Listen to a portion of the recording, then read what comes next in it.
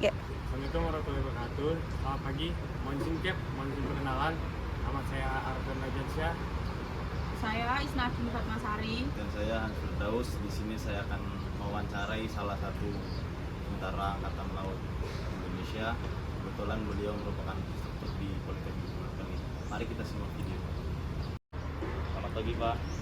Di sini saya dan kedua rekan saya ingin menanyakan tentang beberapa hal tentang keamanan dari tentara Angkatan Laut guna mengamankan dan melindungi negara kesatuan Republik Indonesia. Bisa dimulai dari rekan saya Pak Arfian. Pak izin bertanya. Saya izin bertanya, apa wewenang dan tanggung jawab dan serta tujuan dari TNI Angkatan Laut untuk mengamankan kelautan dan negara Indonesia? Untuk Angkatan Laut itu wilayah kekuasaan dari 12 mil pantai, 12 mil dari pantai sampai dengan ZEE di luar batas wilayah. Jadi di situ ada ambang batas laut, kalau disingkat AMBALAT.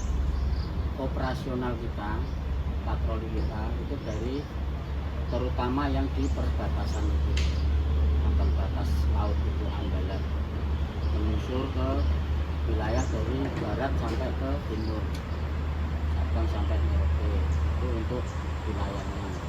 Tidak menutup kemungkinan ya, patroli kita itu tidak harus di situ saja, karena di dalamnya juga ada penyelundup, ada penangkapan ikan yang sifatnya ilegal, itu yang bisa kita tangani. Seperti itu. Yang lain, Juga pertanyaan dari saya, tindakan apa saja yang dilakukan tentara Angkatan Laut bila mana ada kapal negara asing yang memasuki wilayah kesatuan Republik Indonesia tanpa seizin TNI Angkatan Laut. Contohnya kapal yang menjarah ikan, mungkin Pak bisa dijelaskan. kalau kapal-kapal asing, misalkan kapal negara asing yang secara resmi itu sudah ada perizinan dari pemerintah.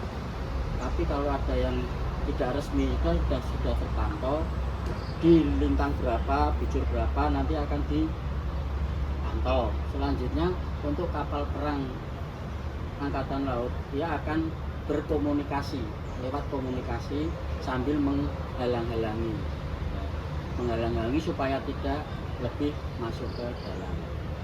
Jadi secara komunikasi lewat radio untuk menghalau kapal ataupun misalkan kapal perang asing itu, tapi kemungkinan kecil untuk masuk ke wilayah. Tapi kalau kapal-kapal yang sudah resmi, kapal-kapal niaga itu sudah pasti, kecuali kalau kapal ikan ada yang ilegal, itu banyak terjadi. Itu ya, wilayah penangkapan melampaui masuk negara kita akan tetap tangkap. Kalau kita pakai radio tidak mau, diberi peringatan tembakan pakai mitraliur ya, jenis kita yang untuk menembak kapal-kapal ikan itu bukan jenis meriam, tapi mitraliur yang kalibernya kecil, hanya yang kaliber 12 mm itu, artinya cuma kecil saja. Itu untuk memperingati. Kalau dia tetap lari saja, langsung kita tembak ke kapalnya. Kalau dia tidak mau, baru kita tenggelamkan. Kita tenggelamkan, ABK-nya berenang, kita selamatkan ABK-nya. Itu kalau sudah fatal, kalau dia benar-benar tidak mau untuk diperingati ataupun dengan tembakan-tembakan. Paham ya? Siapa Pak? Izin Pak, saya bertanya, di dalam kapal Angkatan Laut terdapat senjata apa saja untuk melindungi negara kesatuan Republik Indonesia? Kalau persenjataan di kapal-kapal perang itu KRI, kapal Republik Indonesia, itu bermacam-macam ya. Ada kaliber yang dari meriam itu, ada yang kalibernya 167, ada yang 120. Itu yang untuk kapal-kapal yang buru, kapal-kapal pemburu, untuk kapal-kapal pemburu.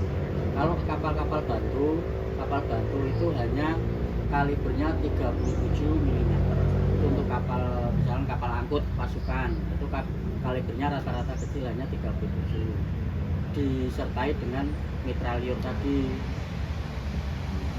Kalau mereka membawa pasukan, kapal tempur itu membawa pasukan mau masuk pendaratan, itu dari kapal-kapal yang meriam besar tadi itu menembaki daratan dulu, mensterilkan supaya daratan lebih steril, baru pasukan diterjunkan. Terutama untuk pasukan khusus dulu, misalkan Taifib dari marinir, pasukan Batak dari pasukan yang non marinir. Itu dua pasukan itu terjun dulu untuk mengecek. Kalau sudah steril baru pasukan masuk semua. Nah, jadi senjata-senjata tadi yaitu paling besar yang kita saat ini kita tahu 102 meriam 120. Dan 85 itu dulu ada, tapi karena sudah dimodernisasi, jadi sekarang lebih yang agak kecil lagi kalibernya, tapi kemampuannya lebih besar. Untuk yang mitraliur yang 12 mm itu masih ada sampai sekarang, itu yang buatan Rusia dan Jerman. Kalau ada torpedo, ya torpedo ada, itu yang sasaran laut, dari dalam laut untuk kapal selam ada, sasaran exocet untuk atas air, jadi keluar ini langsung larinya di atas air, cuman berapa meter itu langsung kenanya ke kapal atas. Baik Pak, mungkin itu saja pertanyaan dari kami juga. Terima kasih atas jawabannya, dan semoga ilmu yang Bapak berikan bisa bermanfaat untuk kami. Amin. Terima kasih Pak.